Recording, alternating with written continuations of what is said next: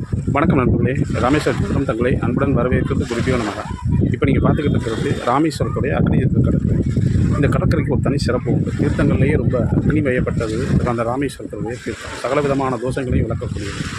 பொதுவாக எந்தெந்த இடங்கள்லாம் நீர்நிலைகள் இருக்கோ அங்களுடைய சந்திரனுடைய ஆதிக்கம் அதிகமாக இருக்கும். சந்திரனுடைய ஆதிக்கத்தில் பிறந்தவர்கள் இந்த மாதிரி நீர்நிலைகள் உள்ள இடங்களுக்கு செல்வதன் மூலம் தங்களுடைய கர்ம வினைகளை அளிப்பதற்கு ஒரு சாதகமான இடமாக அமையும்.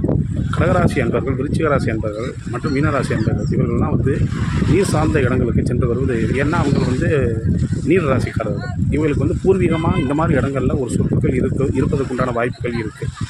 மேலும் இந்த நீர்நிலைகள் இருக்கக்கூடிய இடங்களில் செய்யக்கூடிய காரியங்களுக்கும் அதிகப்படியான வலுக்கள் சக்திகள் உண்டு. இங்கு பிதிர்கர்மாக்கள் செய்யக்கூடிய ஒரு முக்கியமான இடமாக கருதப்படக்கூடிய இடமான இந்த இடத்துல சந்திரனுடைய அம்சம் அதிகமாக இருக்குது. ஏனென்று கேட்டால் இது பூரணமான ஒரு நிலப்பரப்பு அல்லாத ஒரு தீவு. ஆகவே இந்த இடம் என்பது ஒரு சந்திரனுக்குரியது. உங்களுடைய பூர்வீகம் சம்பந்தமான தாயார் வழி சம்பந்தமான பிரச்சனைகள் அனைத்தும், குழந்தை சம்பந்தமான பிரச்சனைகள் அனைத்தும் தீர்வதற்கு இந்த இடத்தில் தீர்த்தத்தில் நீராடி ராமநாத சுவாமியை வழிபடும்போது சகல விதமான தோஷங்கள் நிறைவேறும் என்பது ஐதீகம்.